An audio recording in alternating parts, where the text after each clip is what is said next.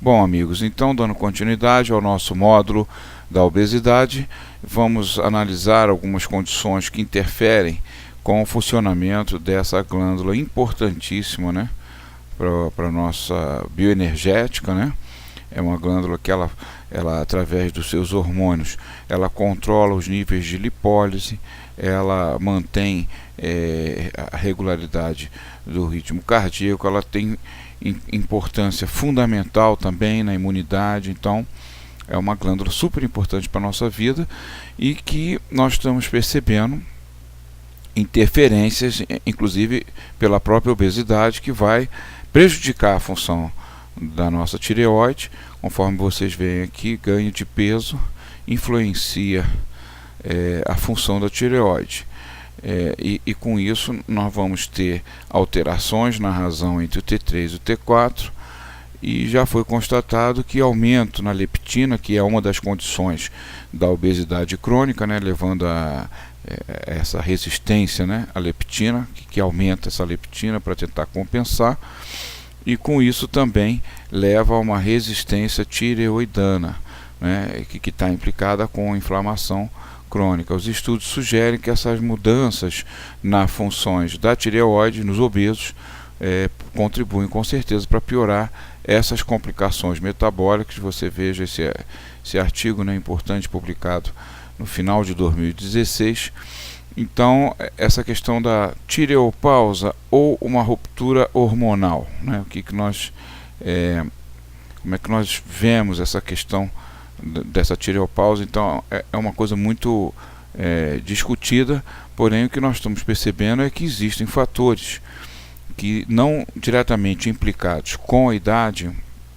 Esses fatores podem levar à disfunção tireoidana, e que isso pode ser reversível, né? Aqui você veja, por exemplo, a inflamação e o estresse oxidativo. Eles são processos que estão ligados a várias rupturas, né? E no caso estamos falando aqui dessa importante função da tireoide.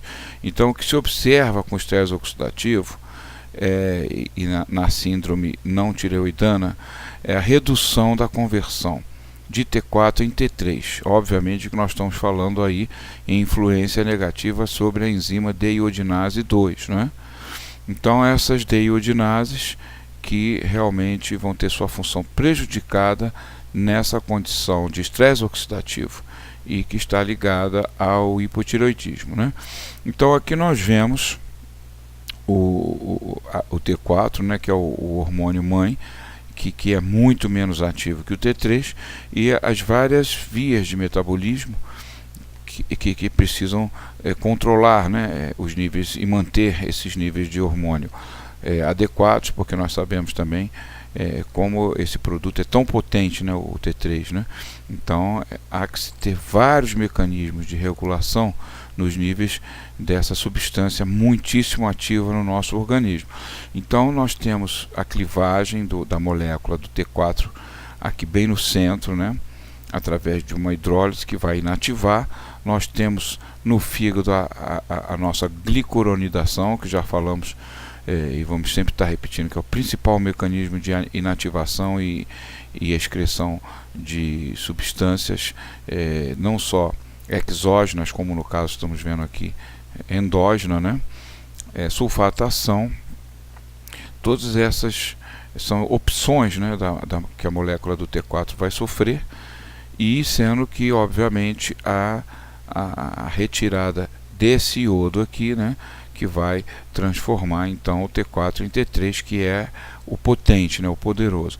Nós também temos mecanismo assim de controle também de inativação através de uma reintrodução do iodo, formando um composto inativo que é o RT3, né, numa posição, no caso R de right, da direita, né? Então considerando os isômeros levógeros e destrógeros, né? Então em termos de língua inglesa, né, o R significa exatamente o destrógeno, né? Então é inativo, né? Ainda temos também a ação de enzimas desaminando essa porção da molécula do T4. Então, quer dizer, nós temos várias opções de inativação e apenas uma de ativação, para você ver a importância que esse produto tem no nosso metabolismo e o risco também de um aumento descontrolado, né? Aqui você vê a ação das enzimas de iodinase, né? Essa aqui em vermelho, que é deiodinase 2, que efetivamente que vai transformar o T4 em T3, esse T3 que vai ter uma ação um ligante dos receptores nucleares, né, dos receptores tireoidanos, o TE, que estão acoplados aos receptores retinoides da vitamina A. Então a vitamina A ela trabalha em conjunto com o T3 na ativação das funções importantes do T3, inclusive no que diz aspecto a esse nosso módulo de obesidade, que vai ter uma influência muito grande na lipólise, que é o mecanismo em que nós utilizamos a gordura para produzir energia, né?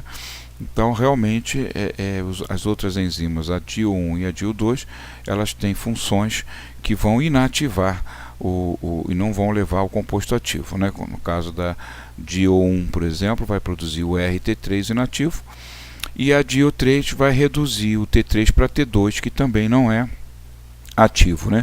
Aqui nós vamos começar a ver compostos naturais, como quempferol das alcaparras, que é um dos flavonoides importantíssimos nessa dieta tão famosa do Mediterrâneo, né? Eu sempre digo dieta do Mediterrâneo, nós temos que considerar alguns flavonoides especiais, que não estão tão presentes na dieta ocidental, aqui, por exemplo, das Américas, né? Que é o quempferol, a fisetina, a baicaleína e a buteína. São 4 flavonoides diferenciais que a gente verifica estarem em níveis muito mais elevados na dieta do Mediterrâneo. Então aqui você vê o quempferol, que através das pesquisas realizadas ele aumenta em até 30% o consumo de oxigênio, demonstrando que ele está ativando a lipólise, né? E também uma ação sobre a deiodinase. Então, uma ação que vai contribuir para nós termos uma função do T3, né, mais eficiente, né? Os efeitos do quempferol sobre a deiodinase 2 são independentes, né, da ativação de sirtuínas. Então, é um mecanismo do quempferol assim paralelo que contribui para estímulo da função da tireoide. Aqui você veja um artigo de 2011, né, esse anterior artigo de 2007, numa revista muito respeitada, que é o Diabetes, né? Então você veja que a coisa foi evoluindo ao longo dessas últimas décadas, né? O estudo do quempferol, aqui já nesse estudo de 2011, eles avaliam vários polifenóis, né? O resveratrol, da família dos estilbenos, quercetina flavonoide, fisetina flavonoide, quempferol também flavonoide. Então eles avaliaram com relação à função sobre o T3, né? E o quempferol foi identificado como potente indutor da deiodinase 2. O quempferol aumentou essa enzima em até 50 vezes nesse estudo que foi publicado em 2011, né? E aqui nós vemos também outras informações muito importantes com o quempferol, mostrando que ele estimula o PGC1-alfa, que é um fator fundamental no controle do processo bioenergético, né? Porque ele vai controlar os proliferadores, né? Os receptores proliferadores do peroxissomo, né? Tanto o alfa como o gama, que tem ligação direta com a eliminação de gordura do corpo, né? E também esse PGC1-alfa, que está no controle da enzima AMPK, né? A AMP quinase, que faz essa leitura dos níveis de ATP e AMP, né? Para poder também estar repondo energia através da queima da gordura. Então são fatores muito importantes, como também a enzima CPT1, que é a carnitina palmitoiltransferase, que vai ativar a beta-oxidação, e também da UCP3, que são as proteínas desacopladoras, que fazem sequestro de elétron ao final da cadeia respiratória mitocondrial, obrigando o organismo também a repor ATP através da queima das suas fontes energéticas acumuladas. Obviamente estamos falando da gordura. Então são muitos aspectos importantes com o quemferol, assim, que pode ser muito útil, né, no tratamento de excesso de peso. Aqui você veja um outro componente. Nós vamos voltar, nós vamos voltar a falar muito de quemferol mais à frente, mas como agora a gente está focando muito a questão da tireoide, a gente vai colocar outros produtos também que atuam sobre a tireoide. Mas nós temos muitos fatores importantes do quemferol para discutir na obesidade, né? Aqui nós mostramos então o nosso antioxidante bissolúvel, né, que é o ácido lipóico, membro do complexo B, juntamente com a B1 e a B2, formam um complexo que atua no final da degradação da glicose, né, que é o processo da glicólise. Então, esse ácido lipóico também foi estudado em relação à deiodinase 2, e verificou que ele realmente contribuiu para o aumento do gasto energético em animais, né? E também esse produto foi capaz de estimular a deiodinase 2 e também enzimas importantes na utilização das reservas de gordura, como as sirtuínas, né? E como também um fator que controla a dimensão e a proliferação dos adipócitos, que é o PPAR-gama, né? Então nós estamos vendo que o ácido lipóico deve ser considerado também como nos protocolos de suplementação para redução de peso, né? Aqui você tem, por exemplo, mostrando claramente para nós como essa tireoide ela é muito sensível, né? Porque ela vai ser prejudicada com os processos inflamatórios, né? Considerando, por exemplo, aqui aumento de leptina, o TNF-alfa, que é o tumor necrosis factor, né, que ele vai controlar a produção de interleucinas, né, como a própria interleucina 1 e a 6. Então todos esses fatores de citoquinas que são inflamatórios, né, também vai ser sensível ao aumento de ácidos graxos livres, não transportados, né, e que se tornam alvo de processo de hiperoxidação. E, enfim, todos esses fatores importantes, né, também em nível renal, o balanço da renina com a GT2. Então vocês vejam que tudo isso vai estar influenciando, né?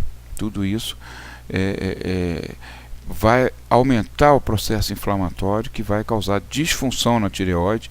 Também, do outro lado, certos aspectos ambientais e na própria água de consumo, como por exemplo, se tivermos acúmulo ou excesso de flúor ou cloro, também poderíamos acrescentar aqui, que são competidores do iodo, né, os halogênios, flúor e cloro. Então obviamente que há necessidade de fazer esse tratamento da água. No caso do flúor, a questão envolvendo a dentição, ela realmente sofreu uma grande melhoria de qualidade com a adição do flúor, é inegável isso, mas é muito importante que nós estejamos atentos para os níveis presentes, que tem que ser estritamente controlados, porque senão esses elementos, tanto o flúor como o cloro, eles vão ocasionar também perda de função, de diminuição da função da tireoide. Assim também como metais pesados, como mercúrio, chumbo e cádmio, e a presença de vários pesticidas, especialmente diazinon, que é um fosforado, um inseticida, e glifosato, que é um herbicida. Esses estão já identificados como produtos tóxicos para a tireoide, né, prejudicando sua atividade. Então a inflamação, assim, de uma forma geral, o estresse oxidativo, através das espécies do oxigênio e do nitrogênio também, o peróxido nitrito, eles vão ter um papel assim muito prejudicial. Então nós estamos vendo que todos esses mecanismos, eles podem realmente levar a uma disfunção temporária, mas que é plenamente reversível, né? Então a gente precisa controlar o nível de estresse oxidativo, o nível das citoquinas inflamatórias, mantendo uma dieta muito rica em antioxidantes, e sem esquecer os minerais também, que têm ação antioxidante, como principalmente o magnésio, né? Então tudo isso vai ser muito importante, né? um bioestimulador da tireoide, nós poderíamos pensar numa fonte orgânica, né, de iodo, e no caso o iodo das algas marinhas, como o kelpiodine, é um dos mais seguros para nós usarmos, né? O selênio, que é um elemento fundamental no metabolismo da tireoide e participa não só da síntese da própria tireoide, como do controle do estresse oxidativo na glândula. O N-acetiltirosine, que é muito mais eficiente do que a tirosina pura, né? O N-acetiltirosine ele é muito mais eficiente no mecanismo de constituição das proteínas e do próprio estrutura do T4, né?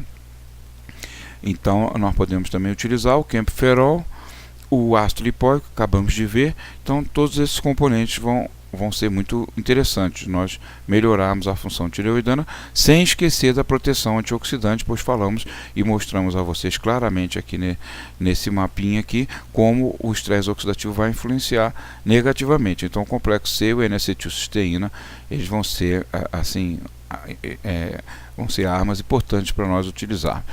Grelina, o hormônio voraz. Então nós entramos aqui no campo de um estudo de um hormônio que há 10 anos atrás pouquíssimo era falado, né? Esse hormônio é produzido pela mucosa estomacal, pelas células da mucosa estomacal, e também em segundo plano no pâncreas. Então essa grelina, ela vai ser um dos principais hormônios que estimulam o apetite, sendo relacionado ao estado faminto, né? Conforme nós vemos aqui. E os seus níveis aumentam muito quando nós ficamos muito tempo sem nos alimentar. Inclusive os períodos imediatos, né, anteriores à refeição, né, ela sobe mais ainda, né? E depois diminuindo através de controle pelo hipotálamo. Então é importante a gente estudar. Eu já citei isso no meu artigo de 2012, o efeito grelina, né? Então, ele realmente diminui a seletividade e privilegia a quantidade de calorias a ser ingerida, né? Então, intervalos longos sem alimentação podem ocasionar grandes surtos de grelina, né? Aqui você veja, né, um outro hormônio importante está envolvido, inclusive, com o aumento de apetite na gravidez, que é a galanina, e com uma relação positiva entre os níveis de galanina e o peso corporal. Então, é um estudo muito novo, né? Começou em 2015, que ainda está sendo, por exemplo, estudado quais são elementos naturais que possam diminuir o predomínio ou a liberação de galanina, especialmente na gravidez. Aqui nós temos as orexinas, que já tínhamos citado a vocês anteriormente, estão relacionados com a fome noturna, né? São hormônios também vinculados à vigília. Então eles são importantes na sobrevivência de uma espécie, né, como a nossa, e que vem de uma luta muito grande na sobrevivência, né, devido exatamente ao ser humano não ser um animal tão adaptado para certas condições como de predação ou de complexão física capaz de enfrentar os outros animais. Então essa vigília sempre foi muito importante, né, na espécie, né? E a orexina vem dessa época aí, é um hormônio que tem esse papel importante, mas está relacionado com essa fome noturna, né? Aqui você vai ter então uma série de estudos que mostram alternativas para diminuir, principalmente essa questão do surto da grelina, né? Porque obviamente a melhor maneira de você controlar a grelina é ter a mucosa estomacal em contato com alimentos ou com produtos que possam simular alimentos, como é o caso dos alginatos, que são polissacarídeos, né, extraídos das algas, e que eles vão ter, por exemplo, um papel interessante, porque em contato com a água eles aumentam muito de volume, né, porque eles absorvem muita água. Então eles podem ajudar a enganar, digamos assim, o estômago, né, preenchendo o volume estomacal e com isso acalmando a liberação da grelina. O produto que mais tem sido utilizado e pesquisado é um dos alginatos, é o ácido polimanurônico. Então nós vamos mostrar a vocês estudos como esse aqui, onde com o uso do PMA houve significante redução de peso nessa avaliação em modelo animal, né? E também houve uma bonificação, digamos assim, com a regularização de lipídios como os triglicerídeos, que reduziram, né, no sangue, e esse ácido polimanurônico teve um profundo impacto positivo sobre a microbiota intestinal. Então vejam que interessante, esses alginatos hoje estão sendo muito considerados, né, também nessa capacidade de restaurar a flora intestinal, uma flora saudável, né, rica em lactobacilos e com menores níveis de bactérias da chamada flora gorda, né, como por exemplo as metanógenas e os Clostridium, né. Então realmente é interessante os estudos com esse produto. Aqui nós temos estudos mais recentes de 2018, né? E também mostrando que houve uma melhoria no metabolismo, né, de animais que foram submetidos a esses alginatos, né?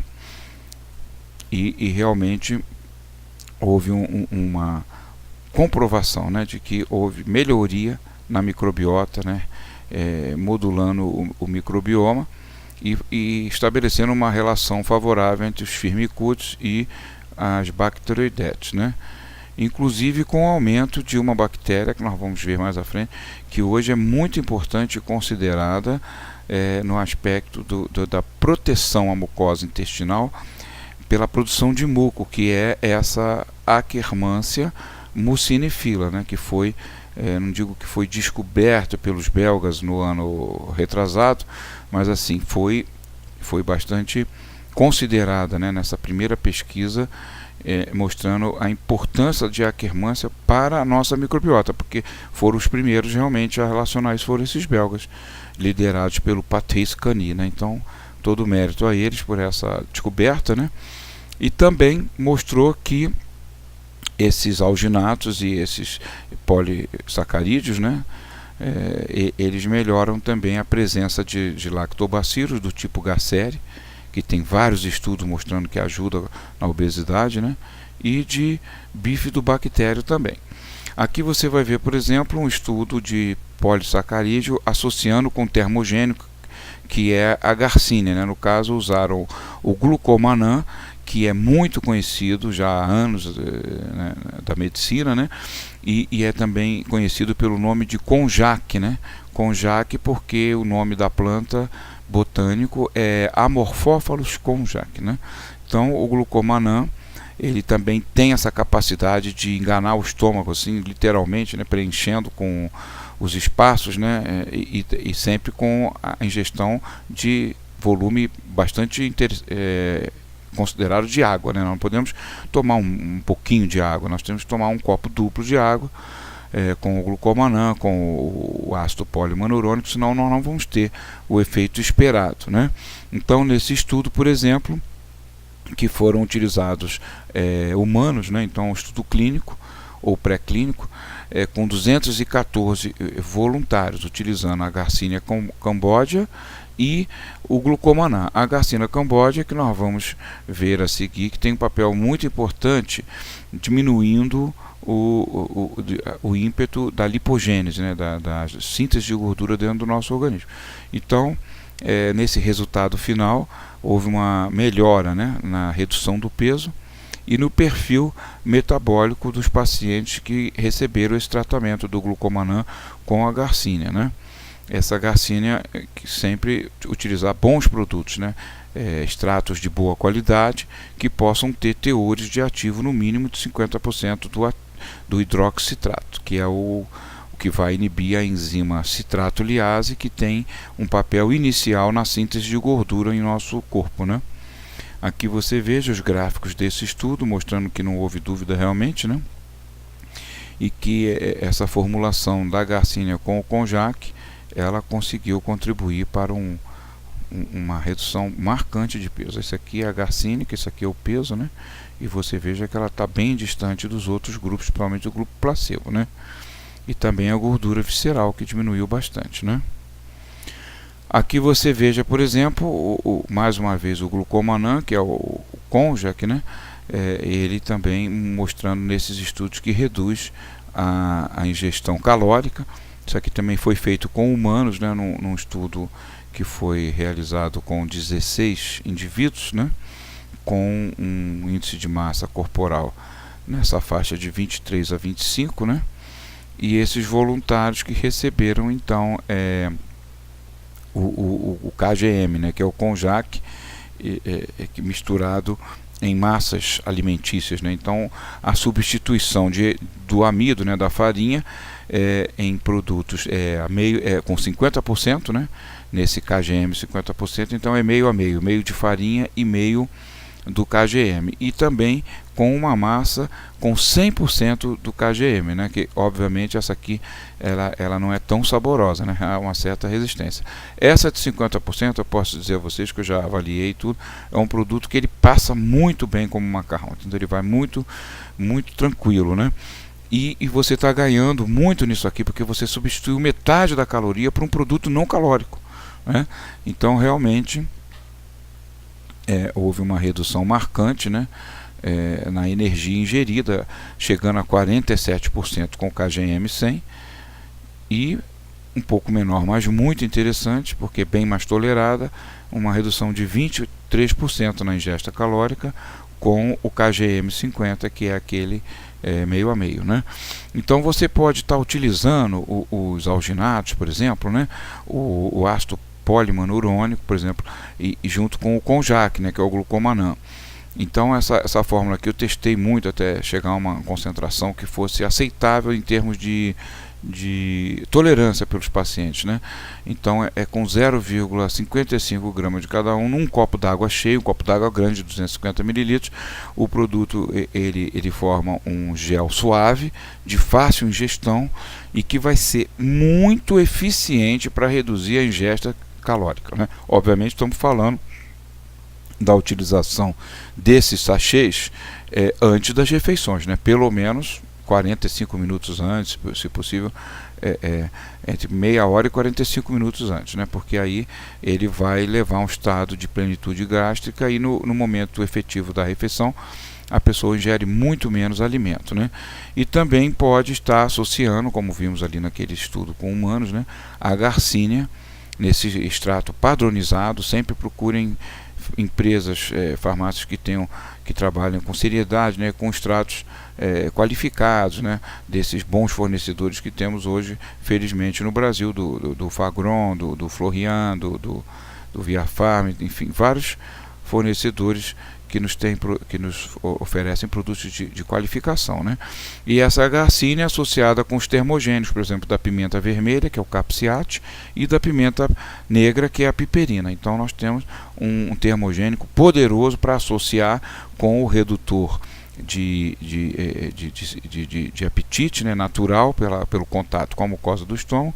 Então não tem efeito colateral nenhum, porque não é farmacológico, e esse produto aqui também vai auxiliar bastante, né? Aqui você tem então, vamos começar a falar dos mecanismos pelo qual nós somos tão eficientes em acumular gordura, né? Que é um processo de adaptação à vida de milhares e milhares de anos, como falamos no início, e que nos tornou eficientes para chegarmos até aqui, né? Hoje nós abrimos a geladeira, está cheia de caloria, né? Mas há 60 mil anos atrás não era assim, né? Então é hora de mudar, né? A gente tem que mudar hábitos, mudar concepção de comida e tudo mais. E a genética vai trabalhar nisso, né, ao longo também agora de muitos anos para frente, né, milhares de anos, para que a gente possa reverter esse sistema da Fatty acid sintase, que é a captação de acetilcoenzima A, conjugação de módulos C2, que é acetilcoenzima A, até chegarmos efetivamente à produção da gordura, né? Então vocês vejam aqui, pode parecer um pouquinho complicado, mas a gente vai destrinchar isso aqui juntos, tá? Então toda a base começa ali no acetilcoenzima A. Toda a glicose, amido e vimos também proteínas, aminoácidos vão chegar aqui, né?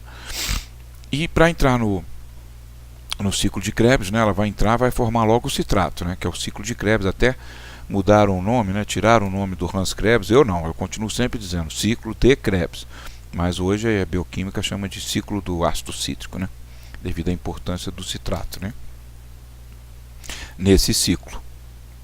Então você veja, aqui nesse momento do escape do citrato, quando nós temos, né, excesso de caloria, né, e fontes de C2, acetil no caso. Então essa enzima citratoliase vai ser muito importante, porque ela vai liberar desse ciclo de Krebs acetilcoenzima A que está em excesso. Então aqui que atua a garcina, né? Como hidroxicitrato é uma molécula que compete com o citrato, enganando essa enzima e mantendo o citrato então dentro do ciclo, né? Então essa acetilcoenzima A, nesse primeiro momento aqui, ó, ela passa para citrato e volta para acetil depois do ciclo. E aqui, por exemplo, o papel da garcina é muito importante. Daqui para frente, ela vai sofrer ação de enzimas como acetil com a enzima A carboxilase, que vai aumentar, né? Vai aumentar o tamanho, né, do acetil com mais um carbono, levando para malonil, que são 3, e daqui ele vai adquirir mais unidades acetil e vai estar formando as gorduras, né? No caso, começando pelo ácido palmítico de 16 carbonos. Então, tanto por aqui ele vai aumentando através da acetil coenzima A carboxilase, como aqui embaixo também vai entrando mais acetil com a ação de outras enzimas, como a CAT1, que é acetiltransferase, né, e como a fatty acid sintase, onde nessa enzima vão atuar a canela, diminuindo a sua intensidade, a naringenina, que nós encontramos nos citros, especialmente no grapefruit, a hesperidina, vão estar então nos ajudando, né, modulando essa enzima para que ela não fique tão voraz para aumentar a gordura na gente, né? E aqui no caso da fatty acid sintase, há o camphorol das alcaparras, a luteolina da salsinha, né, e o fisetina, principalmente do louro, né? E aqui, por exemplo, modulando a acetilcoenzima A carboxilase, nós vamos ter o ginostema, né, e o fucoxantina, que são produtos naturais. O ginostema é uma planta altamente termogênica, né, que nós vamos ver a seguir. E o fucoxantina, que é um carotenoide das algas também, que nos auxilia muito, né? Aqui você vê então, né, a garcina atuando, no caso, sobre a citratoliase, a ginostema atuando sobre o acetilcoenzima A carboxilase, e os 3 flavonoides, camphorol, luteolina e fisetina, atuando na fatty acid sintase. Então, são compostos que somados vão ajudar bastante a podermos atenuar um sistema que é muito eficiente, né, que é o acúmulo de gordura. Aqui você vê, por exemplo, do ginostema, os principais ativos estudados, estão sendo inclusive comparados à metformina, né, nessa ação de estimulação sobre a MPK, que vai inativar a nossa acetilcoenzima A carboxilase e vai diminuir a lipogênese, porém vai aumentar a beta-oxidação. Então são ações complementares que são muito importantes, né, para eliminação de gordura acumulada. E também, no caso, lembrando a metformina, que ela tem também essa ação sobre os cátions orgânicos, né? Aqui nesse receptor OCT1, que é Organic Cation Transporter 1. Então a metformina também vai ter essa ação sobre a MPK. E com isso nós vamos ter redução de gluconeogênese, aumento da beta-oxidação e redução da lipogênese. Tudo aquilo que a gente sabe que é importante, e no final vamos ter também redução no acúmulo de gordura hepático, né, que é muito interessante porque reduz a toxicidade desses derivados peróxidos dos lipídios, né, que são produtos tóxicos para o fígado e para o organismo de uma maneira geral. A gente sabe que o exercício, a restrição calórica, né, e temperaturas baixas também vão ativar a MPK quinase e que vai nos levar aumento da beta-oxidação, especialmente, e redução na lipogênese, né? Aqui você tem então considerações sobre o ginostema, pentafilo, né, que é um dos poderosos ativadores da MPK. A gente sempre fala que a MPK ela é um fiel na balança desse processo de queimar gordura, né? Porque ela, quando nós temos um aumento no AMP e redução do ATP, né, ou seja, se nós considerarmos essa razão ATP sobre AMP, quanto menor for esse número, mais vai ativar a MPK, que mais vai contribuir para reduzir a lipogênese e aumentar a beta-oxidação. E o ginostema tem um papel muito importante sobre a MPK, né? E que vai também ter paralelamente uma ação sobre a beta-oxidação. Então ele é mais completo. Você veja, por exemplo, em testes que foram realizados, né, com humanos, né? Então 80 voluntários que tinham um índice de massa corporal superior a 25 e também que tinham a cintura, né, diâmetro abdominal maior que 0,85 para as mulheres, né, que é considerado alto. Então isso aqui, esse tratamento que durou 12 semanas, utilizando o ativo, um dos ativos do ginostema, que é a actiponina, né? E nós temos também esses outros que nós mostramos aqui a vocês, as damulinas. Então são vários ativos importantes que nós temos no ginostema. E com a utilização da actiponina do ginostema, houve uma diminuição marcante no índice de massa corporal, houve redução na gordura abdominal e também na circunferência abdominal. Então o estudo revelou que a actiponina é um potente agente anti-obesidade. Aqui você vai ter interessante também na redução do acúmulo de gordura visceral e no músculo também, com a influência positiva, reduzindo a sarcopenia no idoso através do ginostema, que é um estudo bem recente aqui, vocês estão vendo aqui, ó. Olha a data desse estudo, muito recente, né? Então, o que mostra que o ginostema está realmente atraindo muita atenção dos cientistas na busca de produtos fitoterápicos, né, que auxiliam bastante na terapêutica da obesidade, né? Vários compostos ativos estão sendo identificados no ginostema, né? Aqui nós temos um outro composto também, voltando para a questão da ativação da MPK, que é um componente do Rose Hips, né? Então você veja, o Rose Hips, que já é riquíssimo em produtos saudáveis para nós, como os flavonoides, como os carotenoides, né? E que a gente sempre sugere a vocês que utilize a vitamina C junto com o Rose Hips. E agora nós vemos a descoberta de um composto muito importante, que é o tiliroside, que mostra uma ação biológica muito interessante, né? Reduzindo inclusive níveis de glicose em jejum e também reduzindo níveis circulantes de triglicerídeos e colesterol, né? Então ele foi considerado um ativador marcante da MPK. Obviamente, então ele vai ter uma ação também na lipólise e na queima da gordura, né? E também ele mostrou ter uma ação muito marcante sobre o transportador, o GLUT4, né, da glicose.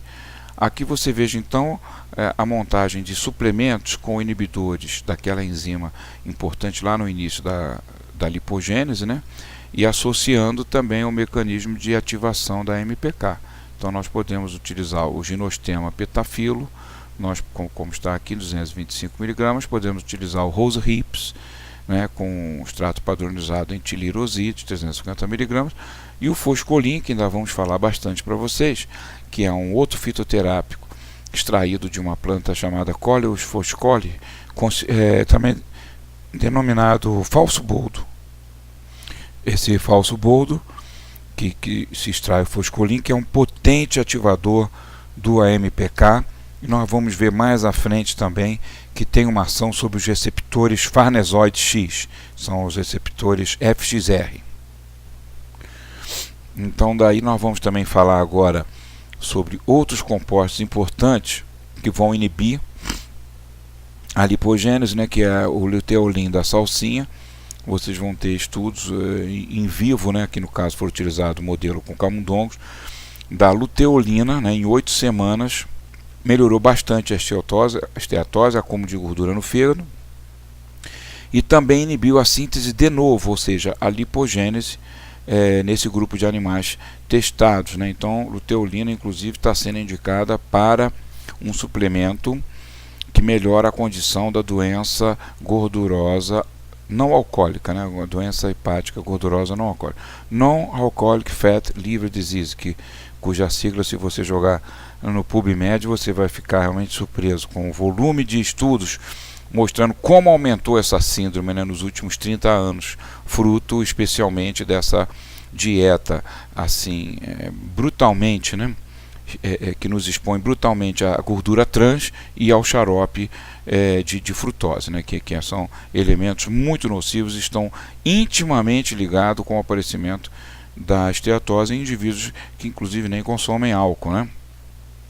Aqui você veja a luteolina com a alcachofra, um estudo de 2018, um estudo bem recente também, mostrando que a luteolina ela preveniu a adiposidade e a esteatose hepática, junto com a alcachofra, né? Os resultados sugerem que a suplementação por longo prazo com alcachofra e luteolina pode realmente prevenir esse acúmulo de gordura, né?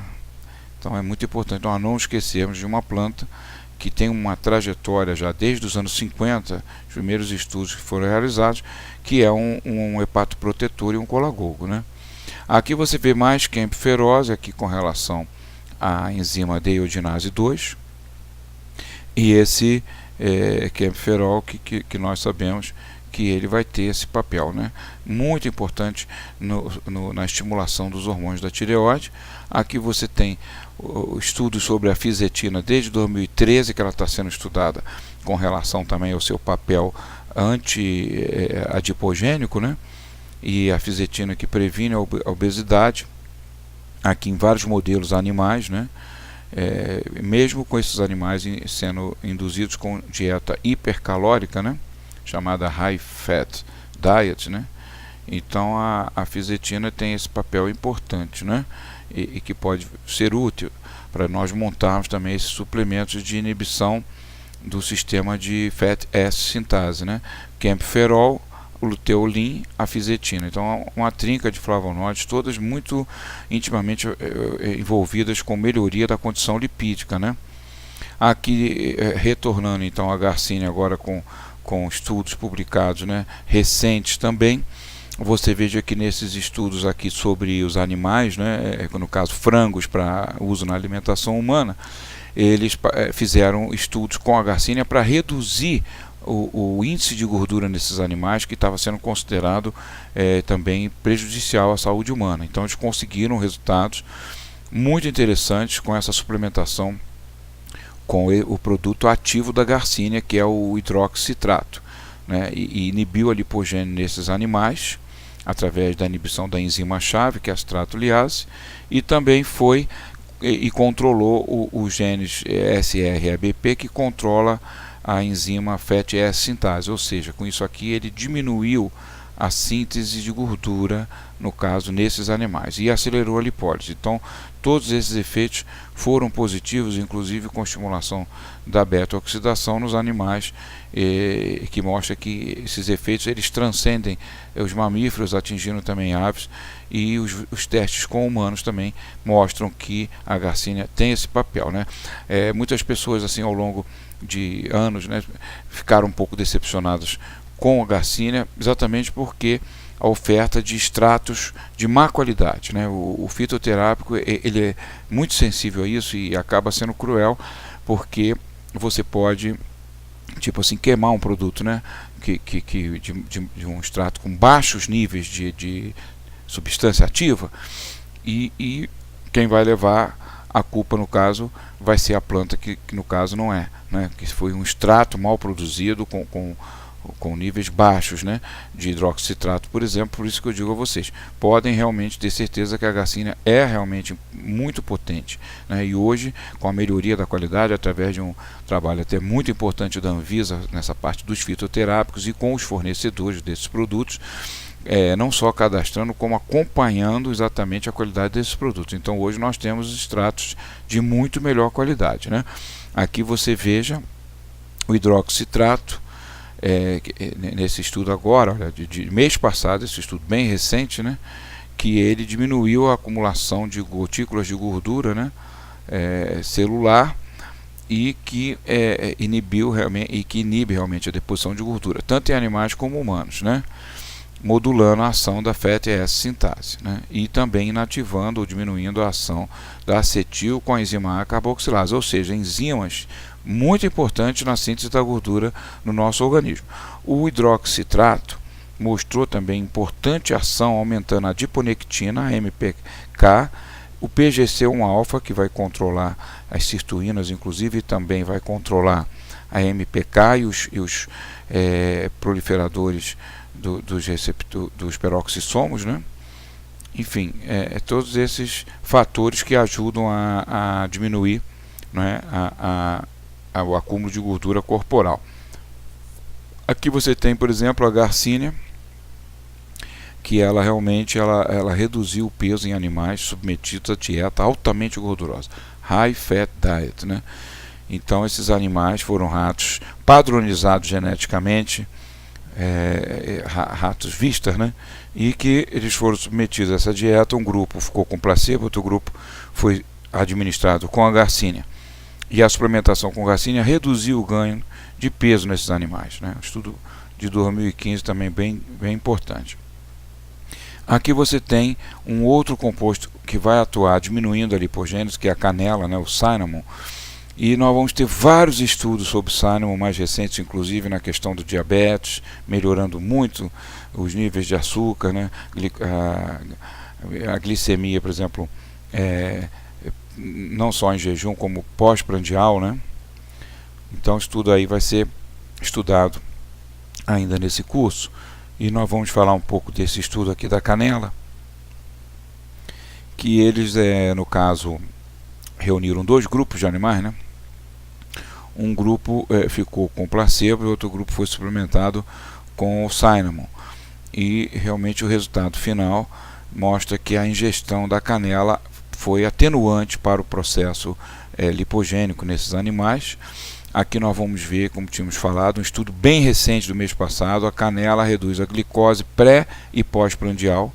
Isso foi avaliado não em animais, mas sim com humanos. 41 adultos saudáveis foram submetidos a esse teste e se verificou que a dose de 6 gramas por dia de extrato de cinnamon, extrato farmacêutico, né? Eu não estou falando da canela alimentícia em pó, que tem níveis menores dos ativos, principalmente o cinnamaldeído, que é o principal ativo, né? Então realmente nessa dose de 6 gramas foi reduzida inclusive a glicemia pós-prandial. A glicose pré-prandial ela respondeu a todas as doses, né? A glicose em jejum ela respondeu a 1 grama, 3 gramas e 6 gramas dias de canela. Então vocês vejam que o produto é um produto muito interessante, inclusive para estar sendo utilizado em complemento ao tratamento dos pacientes diabéticos tipo 2, né? Aqui você vê um estudo bem interessante numa revista que a gente respeita muito, né, que é a revista da Livraria de Ciências Públicas, né, PLOS One, dos Estados Unidos, associando a canela, o cromo e a carnosina, né, com um resultado assim muito interessante no aumento da massa magra. Foram 62 pessoas submetidas a esse estudo, né?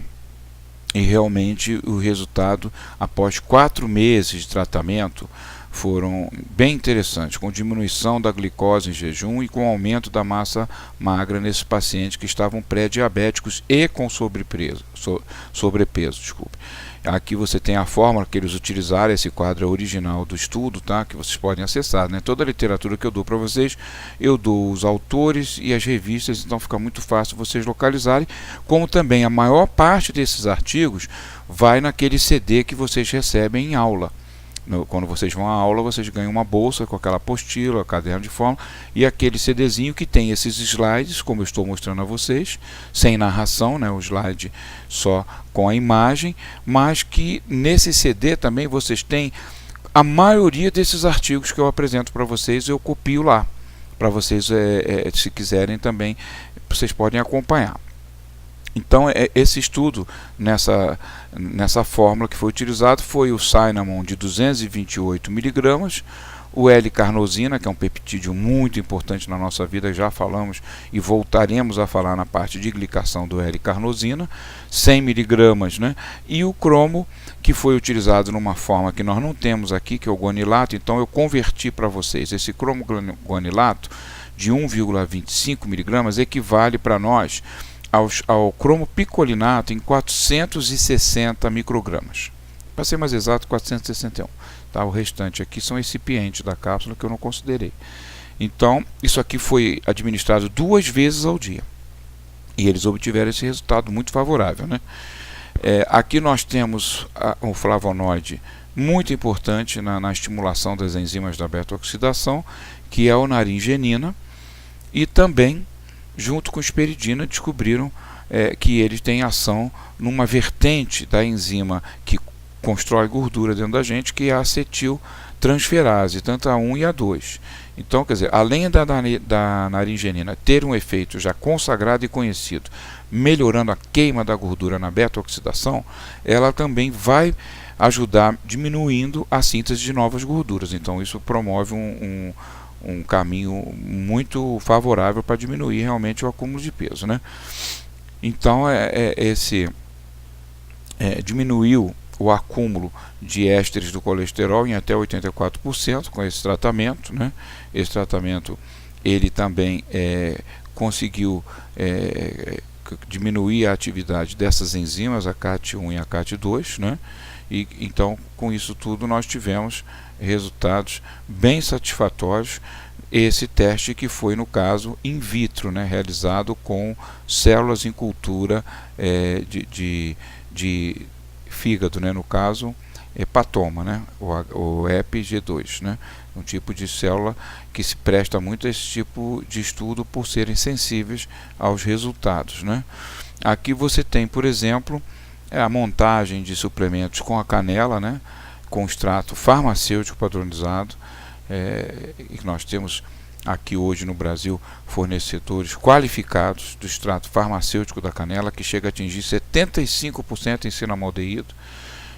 Então 1000 mg do cinnamon, e associado ao curcumim, que vai amplificar muito a ação do cinnamon e transformar também essa formulação não só numa formulação que vai ter a ação antilipogênica, como anti-inflamatória, que é muito interessante e importante no tratamento da obesidade.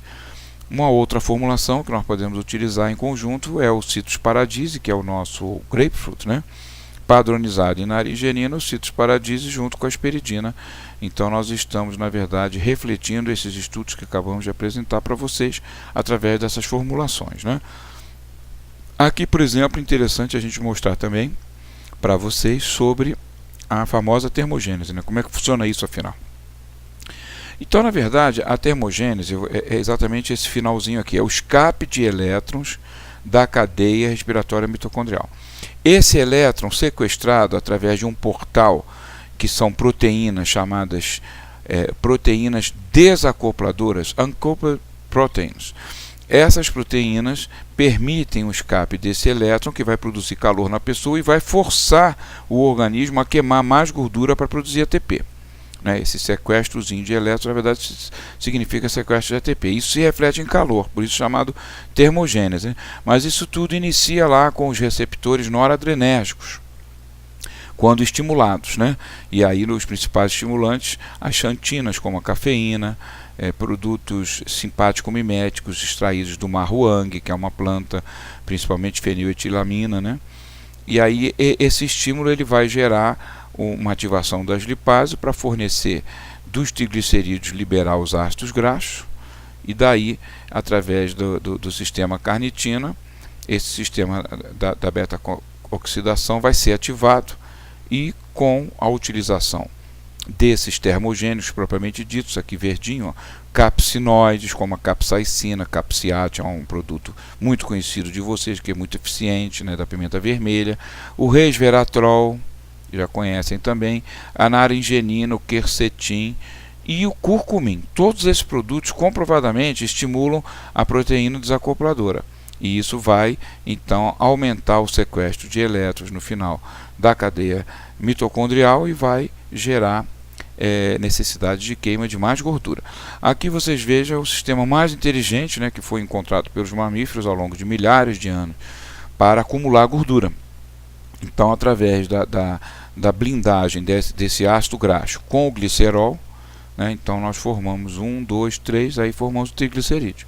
Isso aqui é aquilo que se encontra acumulado nos adipócitos, né, e de uma forma assim tridimensional, extremamente favorável à compactação, e de modo a que um só adipócito possa conter até 30.000 calorias, né, numa única célula, né? Então vocês vejam como é eficiente esse processo para resguardar a vida quando nós não tínhamos alimento à disposição, né? E a partir da beta-oxidação, né, nós vamos pegar esses ácidos graxos que são liberados, por exemplo, as lipases, né, elas atuam exatamente aqui. As lipases elas vão liberar essas cadeias de ácido graxo do glicerol, chamados ácidos graxos livres, né?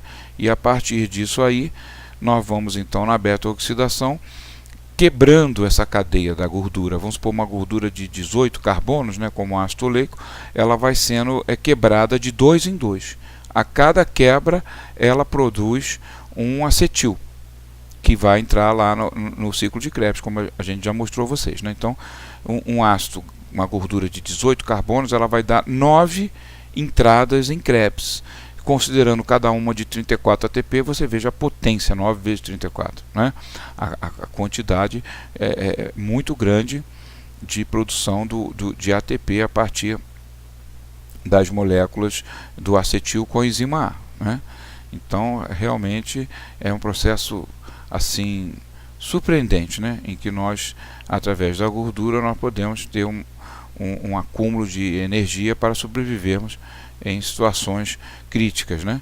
E que hoje revertemos isso com a geladeira, com a comida, com o barateamento, por exemplo, de vários tipos de fontes calóricas, né? E especialmente de farinha, né? Que hoje o custo caiu muito em relação a muitos anos atrás, décadas atrás, né? Então realmente isso criou uma condição completamente diferente, né? Aqui você vê, por exemplo, a gordura, né? No caso, gordura com um número maior de 14 carbonos, né? Ela vai precisar desse sistema da carnitina para ela se ligar à carnitina, né? Essa gordura, a acilcarnitina no caso, e ela poder atravessar a dupla membrana da mitocôndria e chegando na matriz mitocondrial, é ali que ela vai ser quebrada, né? É ali que ela vai sofrer esse processo aqui, na matriz mitocondrial.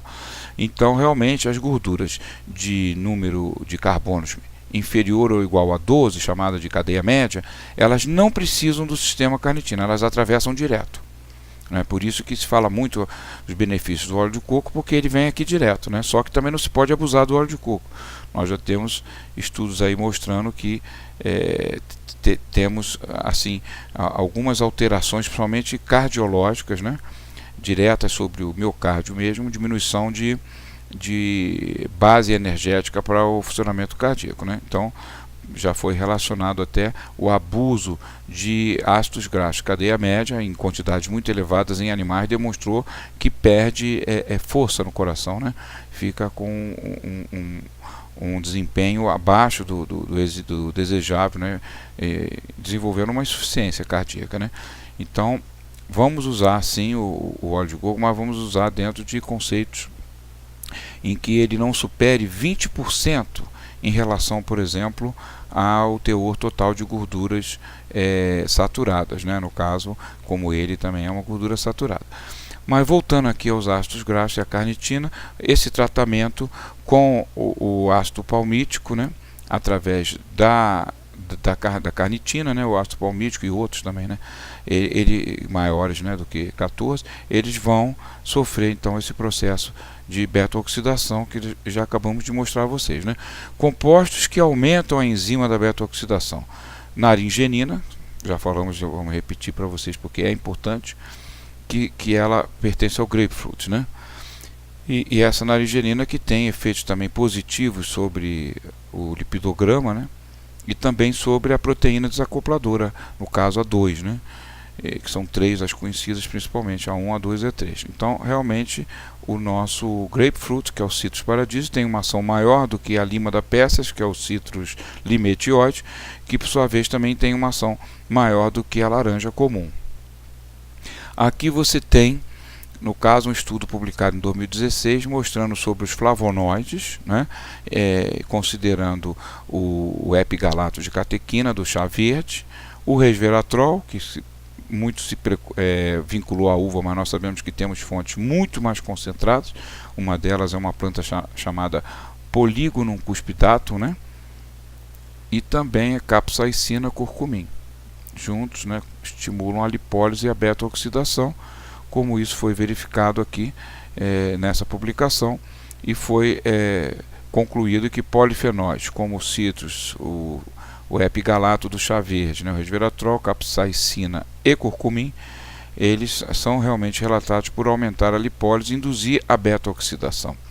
Aqui você tem uma planta, no caso, do ponto de vista farmacológico, equivalente ao chá preto, né, o Camellia sinensis, que também dá o chá verde, né, é a mesma planta. Eu sempre falo a vocês, o Camellia sinensis, se for torrado, for queimado, ele dá o chá preto, né, e se ele for usado in natura, é o chá verde. A mesma coisa acontece com essa aqui, que é o mate, né, o Ilex paraguariensis, né, ele também tem uma composição rica em polifenóis. Ele tem uma ação muito interessante na redução do apetite e também sobre um aumento no tempo para esvaziamento gástrico, né?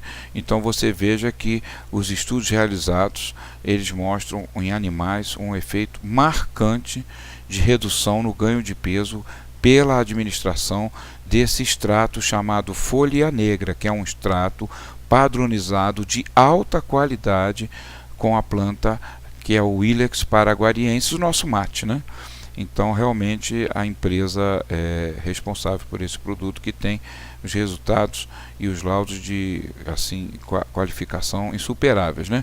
Aqui você tem então a montagem de vários protocolos, né, os chamados beta-oxy promoters, né, que vão estimular a beta-oxidação, o grapefruit, a laranja amarga, né, que é o Citrus sinensis, que também é poderoso, né, a folha negra, que é o mate, e o nosso resveratrol, né? Então é um potente composto que vai ativar a beta-oxidação. E para iniciar o processo da termogênese, a estimulação dos receptores noradrenérgicos, né, com o extrato do café verde, que é o green coffee, que é riquíssimo em polifenóis como ácido cafeico e tantos outros, né, e a cafeína em si, que vai atuar diretamente sobre os receptores noradrenérgicos. E como estimuladores termogênicos propriamente ditos, né, na proteína desacopladora, que é a sequestradora de elétrons, que falamos para vocês ainda há pouco, nós vamos ter o capsiate da pimenta vermelha e a piperina da pimenta negra, que são poderosos ativadores da proteína desacopladora. O complexo carnitina não pode ser esquecido de maneira alguma, porque é ele que vai favorecer a beta-oxidação. Temos que nos lembrar do elevado teor de ácidos graxos de cadeia superior a 14 carbonos, né? Igual ao superior a 14 carbonos. Então nós vamos ter o L-carnitina sempre associado com o acetil L-carnitina. Essa associação, chamada complexo carnitina, que vai aumentar a potência da ação da carnitina, né? Porque vai privilegiar a ligação da carnitina com os ácidos graxos. Por outro lado também, o L-taurina, ele controla os genes ativadores da enzima da beta-oxidação. Inclusive ele aumenta os níveis de antioxidante, como a glutatião peroxidase 3, e da enzima que faz a liberação do ácido graxo que foi ligado à carnitina, né? Ele precisa ser solto, precisa ser liberado dentro da matriz mitocondrial, e é exatamente essa enzima CPT2 que faz isso, e que também é ativada pelo L-taurina. Então a L-taurina nós podemos também acrescentar nesse protocolo de eficiência, né, da beta-oxidação. Nós podemos acrescentar, além do complexo carnitino, a L-taurina nessas dosagens que vocês estão vendo aqui.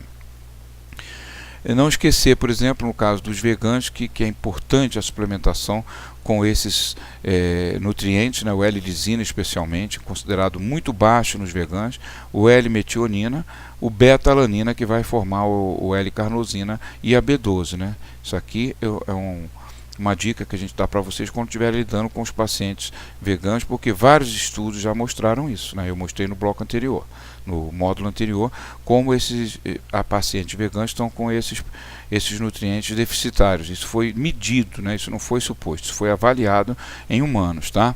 Aqui você tem assim a gente discutindo sobre a importância dos peroxissomos, que são efetivamente um auxílio à beta-oxidação emergencial, né? Porque são vacúolos de gordura no citoplasma da célula, quando a gordura em excesso não consegue entrar no gargalo da beta-oxidação, que é realmente estreito esse gargalo da beta-oxidação e é um processo lento. Então, quanto mais gordura a célula absorve, mais complicada fica a situação da beta-oxidação, e o organismo tem essas saídas emergenciais, que é, no caso, a interiorização dessa gordura excedente nesses vacúolos chamados peroxissomo. Só que nós sabemos que esse peroxissomo não é capaz de degradar o ácido graxo completamente. Os peroxissomos, eles têm enzimas que vão atuar quebrando a cadeia das gorduras, porém de uma forma inespecífica, não como aquela da beta-oxidação, que é perfeita. Com isso nós podemos ter subprodutos tóxicos da gordura, né? E é o que de fato tem sido discutido, né? Principalmente quando nós falamos dos receptores, dos proliferadores de peroxissomo, que são importantes, mas que, se induzirem a formação de número elevado de peroxissomos, nós vamos ter um acúmulo de quê? Água oxigenada. Dentro desses peroxissomos, nós temos uma produção intensa de radicais livres. E isso está ligado a processos tóxicos para o fígado, né? Como hepatomegalia, inclusive câncer hepático. Então, realmente, é preciso nós estarmos atentos para essa questão da gordura, porque realmente é o que eu sempre digo a vocês. Gordura boa qual é? A gordura ômega 3, ômega 6, gordura insaturada, monoinsaturada. Qual é a gordura boa efetivamente? Eu digo sempre, a gordura boa é gordura pouca. Obviamente, se pudéssemos ter zero de gordura trans, seria excelente, né? Mas infelizmente nós estamos com uma alimentação muito rica em gordura trans. E o ômega 6, né? Se nós pudéssemos reduzir esse índice elevadíssimo de ômega 6, né? Aqui também do meu artigo de 2012, quando eu falava dos principais fatores que controlam o armazenamento e a liberação de gordura dos nossos depósitos, né? Somente abdominais. Sirtuína, que é o conjunto de enzimas chaves, até porque ela controla a sobrevivência em situação de falta de alimento, né? Ela que vai controlando, né, a liberação de gordura dos depósitos para a pessoa viver o máximo de tempo possível até que possa encontrar o alimento. Essas enzimas foram identificadas exatamente na prática do jejum. A MPK, que já falamos, o FGF21, que é importantíssimo, principalmente no controle dos níveis de adiponectina, né? A proteína DSBAL, que ativa a adiponectina, né? O gene H3K56, que está intimamente relacionado com inflamação no tecido adiposo e aumento da adiposidade, né? LKB1 também. O PGC1-alfa, que é um master control, né? Que vai controlar inclusive a AMP quinase e vai controlar também os proliferadores do peroxissomo. Enfim, todos esses fatores que são importantes, né, para o desenvolvimento, né, do processo lipogênico e da lipólise, né? Então, um contrabalanço que o ideal seria que nós tivéssemos uma homeostase disso, mas que está pervertida essa homeostase com o excesso de calorias muito além do nosso gasto basal, né? Aqui vocês vão ter então nas sirtuínas ação importante sobre a lipólise e beta-oxidação, o FGF21 também na beta-oxidação, o PPAR-alfa, que é o chave na questão da beta-oxidação também, a proteína que ativa a adiponectina, a MPK, que vai ativar a lipólise também, e mais à frente nós vamos estudar um pouquinho dessa sensação do momento assim no estudo da obesidade, que são os receptores farnesoides X, que são muito importantes na ativação da lipólise, né? E a questão da inflamação, que eu sempre digo a vocês que eu talvez tenha sido um dos primeiros a falar e escrever sobre isso aqui em nosso país. Quando publiquei aquele artigo, não se falava muito ainda em relação a esse papel da inflamação no tecido adiposo. E isso é muito importante porque o comportamento de um adipócito com volume muito elevado é o comportamento de uma FOM cell, aquela que nós vimos no módulo cardiovascular, que vai liberar citocinas, vai liberar as proteínas de adesão, fator de colonização também, né? Dos monócitos, né? Enfim, ele vai liberar um grupo de a visfatina, que também atrai esses monócitos para invadir o tecido adiposo, né? E essas células vão entrando, os monócitos, e vão se transformando em macrófagos, vão sendo diferenciadas e começam a engolir assim toda a gordura excedente que elas podem, na tentativa de limpar esse tecido. Mas com isso o que acontece é que aumenta o volume do tecido adiposo e vai inflamando cada vez mais. Aqui você vê um diagrama sobre isso, né? Os adipócitos, né? Então vão aumentando, a pessoa vai cada vez tornando esse desequilíbrio maior, né? Ingestão de caloria e gasto de caloria sempre maior, né? E aí vai crescendo muito o volume desses adipócitos em relação ao original, olha só como você vê aqui. Aí começa a liberar fatores inflamatórios que vão atrair monócitos, né? Esses monócitos vão, na verdade, se transformar em macrófagos e vão provocar uma desordem muito grande nesse tecido, né? Uma desordem histológica, né, celular, e no fim vão liberar interleucinas e vão contribuir para a resistência à insulina, né? E do lado das sirtuínas, a mesma ativação da oxidação num tecido inflamado assim é muito difícil, né? Precisa tempo para reverter isso, né? E os flavonoides anti-inflamatórios, principalmente do tecido adiposo, camphorol e fisetina, né? Aqui você tem os mecanismos inflamatórios dessa obesidade, mostrando passo a passo, né, como é que isso se desenvolve, desde do processo de infiltração celular, secreção de citocinas que vão colonizando cada vez mais macrófagos dentro, monócitos, né, e transformando em macrófagos, isso levando à resistência da leptina, a diminuição da adiponectina, né, e assim criando sérios problemas nesse tecido, né, que vai comprimindo também, né, no caso periendotelial, né, vai promovendo também desarranjos no sistema vascular, né. Aqui você tem, por exemplo, o que se descobriu na restrição calórica, né, a liberação maciça de sirtuínas. Essas sirtuínas elas vão modular o PPAR gama, que é aquele que diferencia pré-adipócitos, né, aumentando para distribuir. A intenção é a melhor possível, mas o resultado final é o aumento de tecido adiposo, né, porque você vai diferenciando mais adipócitos, então você vai aumentando o tecido adiposo, mas a intenção é exatamente reduzir a inflamação, né. O PPAR-alfa, que é responsável pela lipólise, e também através da inibição do controle da lipogênese, né, que é a inibição do sistema FAS. Tudo isso no jejum é o que acontece, porque a pessoa não pode estar formando gordura se ela precisa de gordura. Ela vai ter que ter beta-oxidação através da lipólise, e ela também vai ter que modular. No caso, reduzindo aí esse volume dos adipócitos, automaticamente diminui a diferenciação dos pré-adipócitos, né? Então, esses mecanismos fisiológicos já foram bem estudados na restrição calórica, né? Que é o único método cientificamente comprovado que aumenta a vida nos animais. Isso foi claramente mostrado nos animais roedores e mamíferos, né? No ser humano nós não temos testes desse tipo, nós temos estudos de observação, por exemplo, da população de Okinawa, que é uma população muito longeva, né, e que foi submetida após a Guerra Mundial do Japão forçadamente, né, a uma restrição calórica. Então se verificou isso, mas nos animais isso é comprovado, né? Desde camundongos, que são 24 meses a vida média, ratos 48 meses, cães que chegam a 8, 10, 12 anos, todos esses animais testados submetidos à restrição calórica, eles viveram cerca de 15 a 20% mais. Aqui você tem, por exemplo, o papel das sirtuínas, que é muito importante, né, regulando, por exemplo, o gene AK3K56, esse gene que está relacionado com a obesidade, né? A ativação desse gene, ele promove vários processos metabólicos que favorecem o acúmulo de gordura.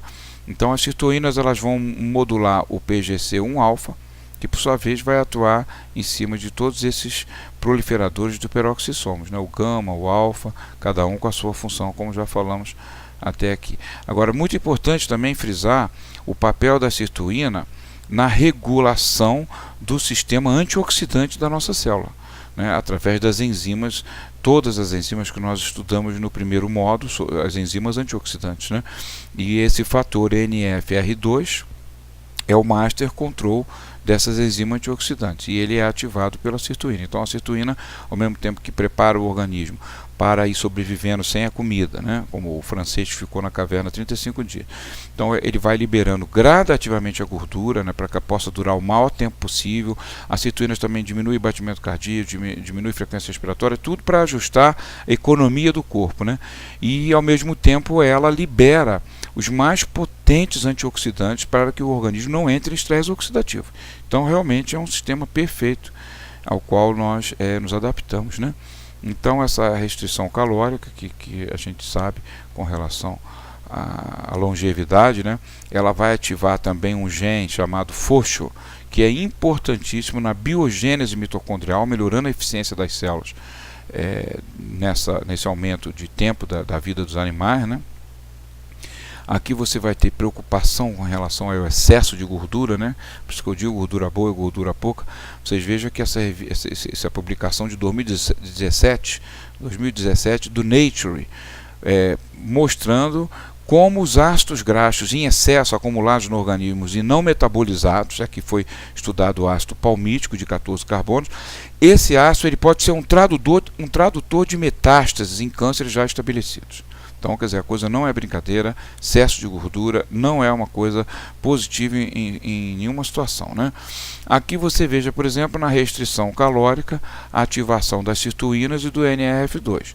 Então, isso vai conter também proliferação celular, diminuindo o fator IGF, né, o Insulin Growth Factor, que é altamente proliferativo, que por sua vez atua também sobre o gene mTOR, que também é proliferativo, o NF-kappa-beta, que é inflamatório. Então a restrição calórica vai diminuir a intensidade desse processo e favorecer o lado azul aqui, favorecer a queima de gordura, vai favorecer a longevidade através do gene FOXO.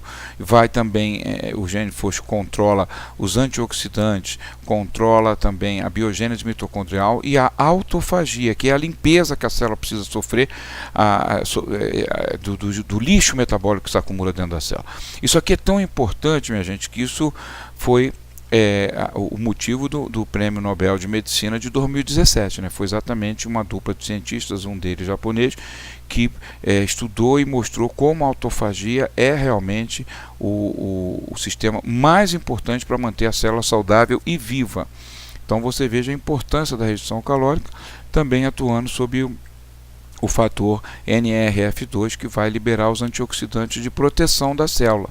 Tudo isso aqui vai ter como consequência o aumento da longevidade, né? Essas descobertas sobre a longevidade levaram ao conhecimento de uma nova forma da vitamina B3, né? Que é o NKO1. Esse NKO1, que é uma sigla do NADPH quinona oxorredutase. Essa é a enzima, né? Que está ligada à proteção da célula, prevenindo a formação dos temíveis peróxidos dos lipídios, que são muito tóxicos para a célula.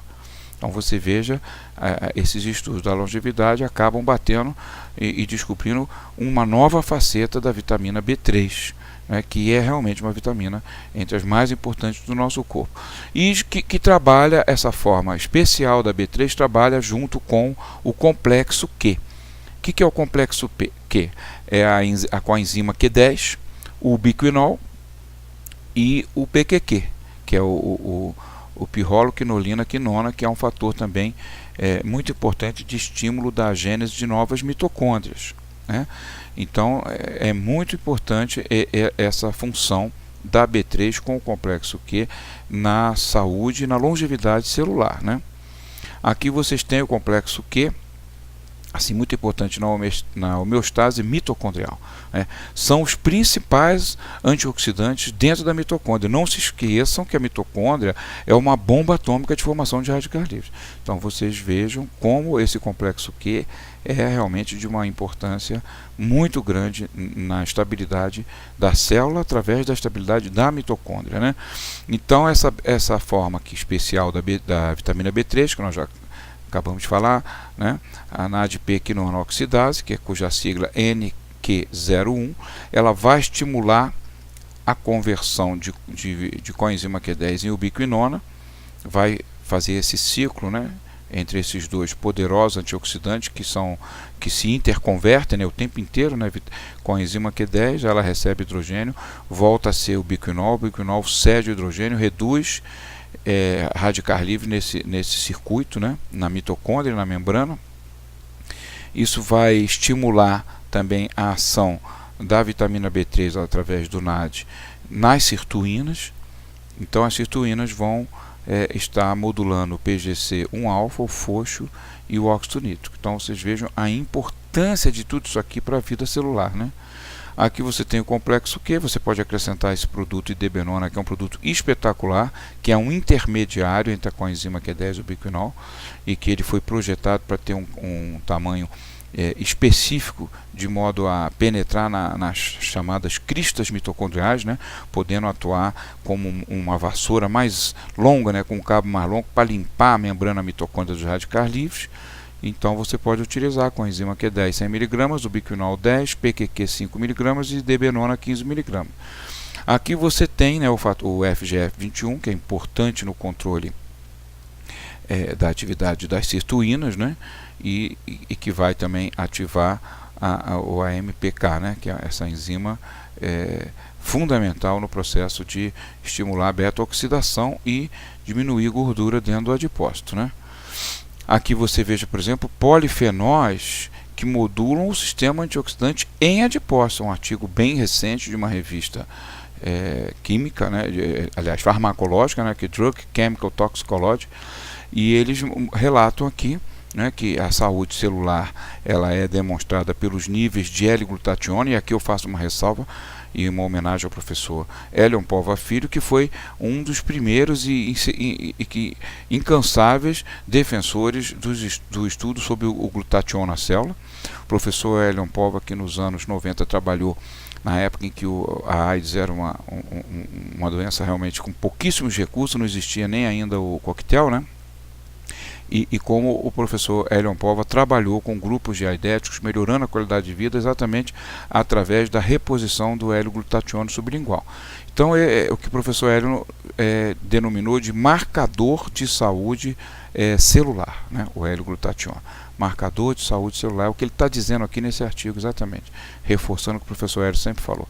Aliás, os estudos do professor Elion Pova nesse âmbito, eles foram reproduzidos na Universidade de Stanford em 1994, comprovando que o portador do HIV, ele deixava de ser assintomático para assintomático exatamente quando os níveis de glutationa atingiam valores muito baixos nos linfócitos, né?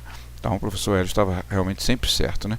E aqui nesse estudo o que nós verificamos foi a quercetina, né, que mostrou o efeito mais marcante com relação a controlar, né, o estresse oxidativo nos pré-adipócitos, né? E seguida por camphorol genisteína. Lembrando que hoje nós temos a disponibilidade da nanoquercetina muito mais poderosa em termos de absorção e que nós vamos apresentar daqui a pouco para vocês, né?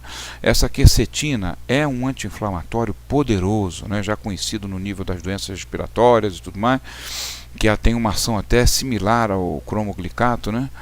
É um anti-inflamatório que se utilizava muito, né? Então ela vai melhorar essa infiltração dos monócitos, como nós já tínhamos falado, né? E vai diminuir também certas citocinas, né, dos macrófagos, como a MIP1-alfa, né? A quercetina antiadipogênica, um estudo de 2015. Então a quercetina ela mostra uma série de efeitos benéficos, né? Ela é anticancerígena, ela é antidiabética, hepatoprotetora, anti-inflamatória, e ela vem também mostrar que tem uma ação muito marcante sobre a MPK. Falou MPK, você está falando exatamente de queima de gordura, né? Aqui você tem, por exemplo, a quercetina, né, um antiadipogênico que a gente monta com uma formulação com a quercetina de 500 mg, o camphorol de 30 mg, a piperina, pimenta negra, 10 mg, e com a ciclobetadestrina era uma solução de melhorar a absorção oral que a quercetina tem uma absorção bem abaixo do satisfatório, né? Então, através do recipiente ciclo beta-destrina, vocês vão ter sempre uma melhoria, não só da quercetina, né? De todos esses flavonoides que não são bem absorvidos, né? Então, a quercetina, além de tudo, é um estabilizador do DNA e um protetor dos telômeros, comprovadamente em estudos recentes, publicados em revistas importantes como a própria Nature, tá? Então, ele tem, por ser um protetor dos telômeros, uma ação anticancerígena, e o seu efeito antiadipogênico decorre principalmente da ação anti-inflamatória na gordura abdominal, principalmente, né? E por ativação do AMPK. Só que hoje nós temos a nanoquercetina. Então aí já virou uma covardia, porque ela é 20 vezes mais absorvida do que a quercetina comum, né? Mesmo a quercetina melhorada com o ciclo beta-destina, que já dá uma boa melhorada, não tem como competir com essa tecnologia nano, né? As nanopartículas, que são organelas, simulam células e têm a capacidade simulam membrana lipídica, né? E com isso carregam o produto que está no interior dessas nanopartículas, que nós já temos o curcumim e temos agora o quercetim, né? Então a dose do quercetim vai poder ser bem menor, né? Nessa faixa de 100 a 250, utilizando-se a nanotecnologia. O Quemferol, que nós sabemos que é um estimulador da lipólise, já vimos lá atrás o quanto ele é importante na estimulação do T3, né? Transformação do T4 em T3, e é um ativador das sirtuínas, né? Então só coisa boa, né? E um antioxidante no tecido adiposo, com ação também hipoglicemiante, né? É encontrado em diversos vegetais em pequenas concentrações, exceto nas alcaparras, né? Que tem uma concentração bem superior. Aqui estão os principais mecanismos, né? Que fazem do Quemferol um agente anti-adipogênico, né? Anti-gordura, né? Ele vai trabalhar essas enzimas como o sistema FATS sintese, que vai melhorar muito o efeito de construção de gordura dentro da gente, vai diminuir essa construção de gordura. O T3, já falamos, o PPAR gama, ele reduz a ativação desse fator, que vai aumentar os adipócitos no tecido, né? E ele faz isso, inclusive, ele desvia a transformação de pré-adipócitos, porque essas células T3L3, elas são também passíveis de serem transformadas em osteoblastos, né? Células do osso, né? E é exatamente isso que o Quemferol faz. Por isso que o Quemferol começou a ser muito estudado também nessa questão da osteoporose. Hoje ele tem vários estudos publicados, que ele melhora bastante essa questão da osteoporose também. Aqui você tem o estudo do Quemferol, que inibe a acumulação de lipídios e estimula a beta-oxidação, né? Então esse efeito das células T3T3L1, que são os pré-adipócitos, que podem ser transformados em osteoblastos, é exatamente o que o Quemferol faz, né? E a ação também do Quemferol melhorando o transporte da glicose através do GLUT4. Então, quer dizer, são várias ações positivas, né? E ativando também a beta-oxidação através do PPAR-alfa, que fazem do Quemferol um produto bem importante nesse estudo nosso, né? Inclusive, ele inibe vários fatores lipogênicos, né? Conforme mostrado também nesse estudo aqui de 2015, e que vai realmente ser uma associação de eficiência, né? Não só aumentando a queima de gordura, como inibindo a síntese de nova gordura no organismo.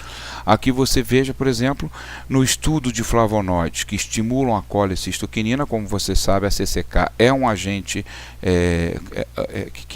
anorético natural, né? Que ele diminui o apetite e induz a saciedade, né? E eles verificaram nesses estudos quercetina, Quemferol e apigenina, e os três tiveram ação, com a quercetina tendo uma ação ainda mais intensa sobre esse agente de saciedade intestinal, que vai comunicar no hipotálamo a saciedade a partir desse estímulo, né? O Quemferol tem uma ação adipogênica marcante. Você veja esse estudo agora de meses atrás. Então nós estamos falando de coisa muito recente, né? Então o título, inclusive original, né? Efeitos anti-obesidade do Quemferol ao inibir a adipogênese e aumentar a lipólise nos pré-adipócitos, que são as células 3T3L1. O Quemferol é um flavonoide importante nesse aspecto, né? Os resultados mostram que o Kemp-Ferrol promoveu, né, a diminuição e morte de adipócitos em excesso e aumento da lipólise em até 62%, né, e 39% de redução na acumulação lipídica intracelular. Então é um estudo bem recente e que eu gostaria de ressaltar bastante com vocês, né. Agora nós vamos fazer uma pequena parada, porque vamos entrar no próximo módulo, no próximo bloco, né, desse módulo. Nós vamos falar de mais flavonoides como fisetina, para depois falarmos sobre os outros temas da aula, como a parte da microbiota intestinal, e fecharmos também falando um pouco sobre a gordura trans, com alguns detalhes recém-publicados para vocês. Obrigado, até o próximo módulo, até o próximo bloco.